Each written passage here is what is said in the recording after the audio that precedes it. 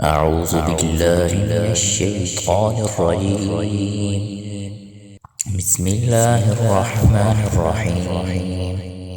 سبح لله ما في السماوات وما في الأرض وهو العزيز الحكيم.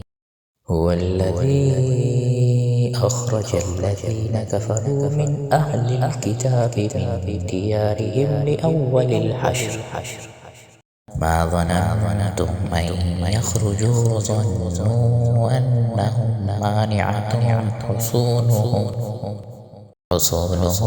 من الله فأتاهم الله من حيث لم يحتسبوا وقذف في قلوبهم الرعب يخربون بيوتهم بأيديهم وأيدي المؤمنين فاعتبروا يا أولي الأبصار ولولا أن كتب الله عليهم الجلاء لعذبهم في الدنيا ولهم في الآخرة عذاب النار ذلك بأنهم شاقوا الله ورسوله ومن يشاق الله فإن الله شديد العقاب ما قطعتم من لينة أو تركتموها قائمة على أصولها فبإذن الله وليخزي الفاسقين وما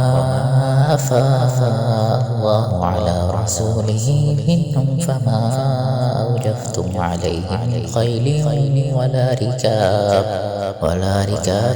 ولكن الله يسلط رسله على من يشاء والله على كل شيء قدير.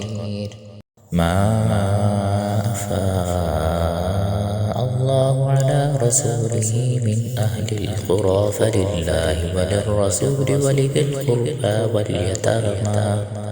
واليتامى والمساكين وابن السبيل كي لا يكون دولة بين الأغنياء منكم وما آتاكم الرسول فخذوه وما نهاكم عنه فانتهوا واتقوا الله إن الله شديد العقاب. للفقراء المهاجرين الذين أخرجوا من ديارهم وأموالهم يبتغون فضلا من الله ورضوانا وينصرون الله ورسوله أولئك هم الصادقون.